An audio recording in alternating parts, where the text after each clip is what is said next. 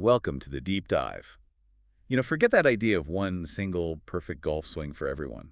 Yeah, that's really not how it works. We're diving into, well, 25 years of research, actually, that points to something much more personal, a swing built around your unique body. Exactly. And today we're really zeroing in on one specific model from that research, the lower core golf swing. The lower core swing.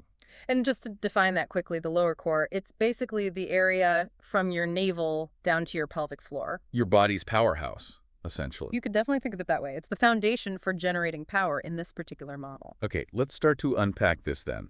One of the first things our research points out is that golfers who are lower core dominant, they tend to have the widest stance. That's right. Often the widest stance you'll see compared to other golfer types defined in this system. So our mission here in this deep dive is to really understand the key characteristics of this lower core swing and maybe more importantly, why it might matter for you, Yeah. whether you're trying to improve your own game or just understand movement better. It makes you think, doesn't it? Especially when you consider some of the ideas from our source material, like that Anais Nin quote. Which one was that? Mistrust of the unknown is a sign of lacking self-confidence. Yeah. It really resonates, golfers sticking to what they know, maybe even if it's not working perfectly, because exploring something new feels uncertain. Absolutely. It takes confidence to try a different path. And that ties into the other quote too. Effectiveness is the measure of truth. Couldn't be more relevant for golf. Right. I mean, ultimately, the true or right swing for you is the one that's effective, the one that works. Consistently gets the ball where you want it to go. Exactly. So, okay, let's get into the nuts and bolts. This lower core approach, what are the fundamentals? Well, let's start right at the foundation, the stance. As you said, it's wide, characteristically wide. And why so wide? Just stability. It's partly stability, sure, but it's more about allowing these players who generate power from low down to really engage with the ground effectively. Think about, like, a weightlifter setting their feet. Okay, creating that solid base. Precisely. And it's not just the width, is it? The sources talk about how the trail arm moves, too. Something specific there. Yeah, this is interesting. During the downswing, the trail arm, so the right arm for a right-hander, it swings down along the front of the trailhead. It's a front, okay. Yeah, this really close connection. It helps channel the power from that lower core right into the club. It's very integrated. It sounds like a real whole body movement then. Our Yeah. source material really emphasizes that it engages the entire body, It absolutely does. It has to. It's a full kinetic chain working together. maximizing power and consistency, I suppose, for this style. Exactly. That total body engagement is key. So, okay, let's move on to how they actually set up to the ball, the address position. There are some very specific things to look for here. Right, so if I'm watching a lower core golfer get ready, what stands out? What are the visual cues? Well, one of the first things you might notice is a strong grip. Definitely a strong grip. Okay. And alongside that, you'll see a pretty noticeable tilt, both in the club shaft and in the golfer's shoulders at address. Not subtle tilts then? No, quite pronounced usually, and they really influence the whole swing plane. And our sources mention specific body angles too, something about the spine and the femur. Yes, exactly. The angle of the spine and the angle of the femur, the thigh bone, they tend to align. And the research gives a number, about 151 degrees relative to the ground. Wow, that's specific. Yeah, this matching angle is presented as a really defining feature of the lower core setup. Helps create a powerful, balanced start. Okay, spine and femur aligned at 151 degrees. And where's the ball in relation to their feet in this wide stance? Because of that forward shaft lean we mentioned, the ball tends to be positioned anywhere from the center of the stance to maybe slightly right of center for a right-hander. Got a center, okay. And importantly, the shaft itself, at address, it points towards their lead thigh. Got it. And there was something else about the arms, if you're looking from behind. That's right, yeah. From the down-the-line view, the trail arm is kind of tucked under the lead arm at address. Which comes back to the strong grip again. Exactly. It's a direct result of that strong grip. See how it's all connected? Yeah. And just to reiterate, that alignment of the spine and femur angles, that's a really key visual. Okay, let's drill down on that grip then. The source calls it a short thumb grip. What's that about? What makes it short? So the short thumb applies to the lead hand, left hand for righties. It means the thumb rests sort of between the middle and upper knuckles, the phalanges, of the middle finger. Okay, not way down the shaft. Right. The idea is it encourages even more forward shaft to lean at address, and it supports that strong grip position overall. It's about setting the hand for leverage. So it's how far the thumb extends, but also how the hands sit together. Exactly right. Mm. Two key things about the short thumb grip. First, yeah, the lead thumb barely extends down the grip at all. Second, the knuckles. They tend to align diagonally across the shaft, not parallel like you might see in other grips. Diagonally. Okay. And what does doing that do for the swing? What's the effect? Well, this kind of grip naturally places the club more in the fingers rather than deep in the palm. Okay. And that might seem small, but it has a pretty big impact. It tends to naturally shorten the swing arc. Ah, right. So a more compact swing, Yeah, which fits that idea of a powerful, controlled motion coming from that stable, wide base. precisely. It all ties together. So now we know how they set up.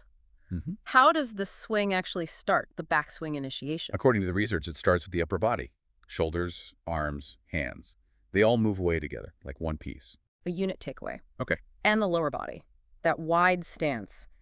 How much do the hips turn? Well, they rotate quite a bit. It's a deep rotation. Yep. But the overall range is maybe a bit more restricted because of how wide the feet are compared to other styles. Makes sense. And a key detail, the lead knee usually stays flexed and points towards the front of the ball during the takeaway. Interesting. And what about the relationship between the upper and lower body as they get towards the top? This is where you really see the coil. The research highlights that for these lower core players, the upper body rotates significantly more than the lower body. Big separation. Creates that torque, that stored energy, like winding up a spring, as you said earlier. Exactly. And are there visual cues at the top? Things we might see? Yeah, a couple of things. Sometimes the shoulder plane flattens out a bit, or you might see a little extra flex in the knees right at the top, which kind of levels the shoulders out. Leveling the shoulders. Yeah, the sources mention players like Dustin Johnson, Paula Creamer as maybe showing this sometimes. Okay, so peak of the backswing. Where's the weight and what's the trail hand doing? The center of mass, their weight, has shifted primarily over the trail hip, gives them that stable platform for the transition. And the trail hand typically stays under the club with the forearm pretty much vertical. Setting up the downswing sequence. Exactly, which is crucial. Okay, let's get into that transition then. How does the downswing kick off for a lower core player?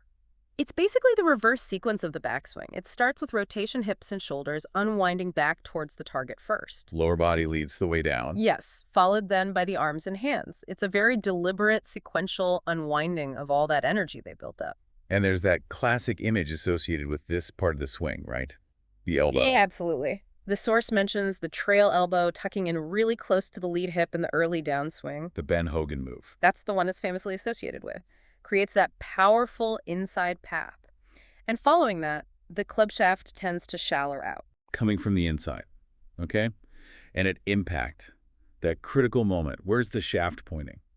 Right at the moment of impact, the shaft is pointing directly towards the lower core. Ah, back to the name. Exactly. Right back to that area from the navel to the pelvic floor we talked about.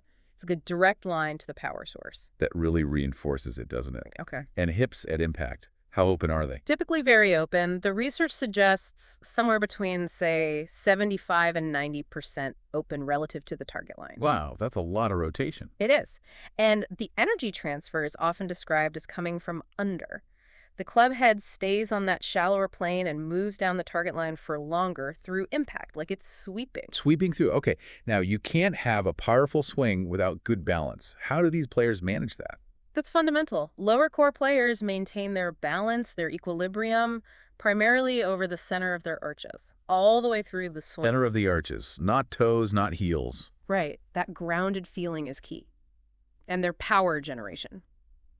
It comes mainly from interacting with the ground horizontally and rotationally, less emphasis on pushing straight up vertically. That's a really interesting distinction because some swings really emphasize that vertical force. They do. This is different. More rotational, more horizontal forces at play. So given all these specifics, the wide stance, the grip, the sequence, is this lower core swing common? Do we see it a lot on tour? Well, it's interesting. Ben Hogan is often held up as like the ultimate example, right? Yeah. Hugely influential. But today, it's actually relatively less common, particularly in the men's pro circuit. Less common now. But surely there's still some modern players who fit the mold, or parts of it. Oh, absolutely. Players like Dustin Johnson, Jordan Spieth, Paula Creamer on the women's side, they're often pointed to as examples who show strong lower core characteristics or elements. Okay. And the research mentioned something about differences between men and women here. Yeah, this was quite fascinating. The source material suggests women might be perhaps more naturally predisposed to or successful with a lower core dominant swing. Really? Why would that be? It might relate to how lean muscle mass tends to be distributed, potentially favoring power generation from the lower torso more in women on average. And there was a specific study mentioned, Dr. Robert Ciambetti's work on ground reaction forces.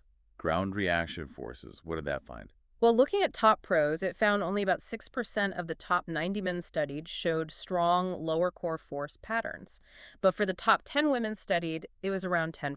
Still small numbers, Yeah. but proportionally higher for women. Exactly. And the source even speculated that if you had equal numbers of men and women at the elite level, the data suggests the majority of strong lower and middle core players might actually be women. That is a really interesting insight, how our physical build might nudge us toward certain movement patterns. Okay, so let's try and bring this all together.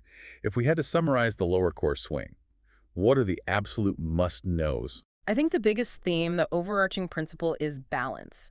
Balance centered over the mid-arch of the feet, at setup, and maintained throughout the swing. Stable foundation. Absolutely. Coupled with that ball position that's generally centered, maybe slightly forward because of the shaft lean at address. Everything seems designed to maintain that grounded stability while still unleashing rotational power. Makes sense.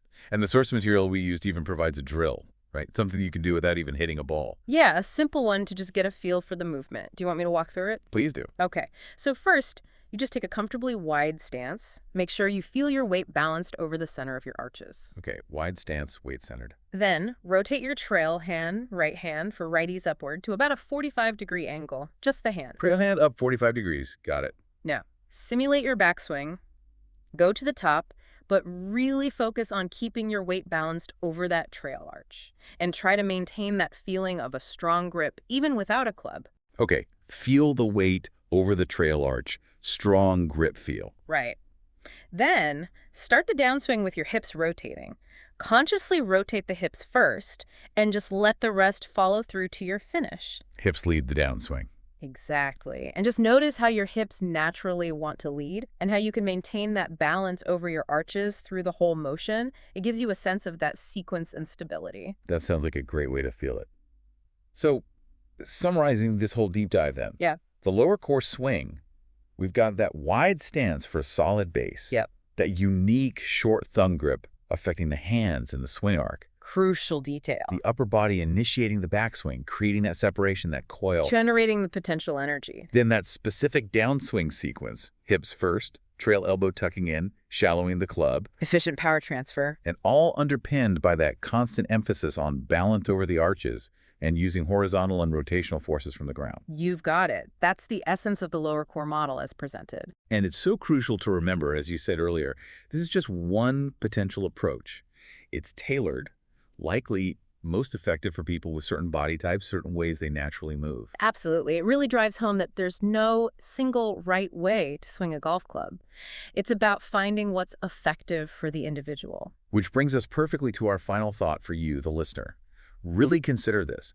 How might understanding your own body, your own mechanics, your natural tendencies, how might that unlock a more powerful, more consistent swing for you, even if the lower core model isn't your perfect fit? It's about that self-awareness, isn't it? Exactly. And maybe think bigger too.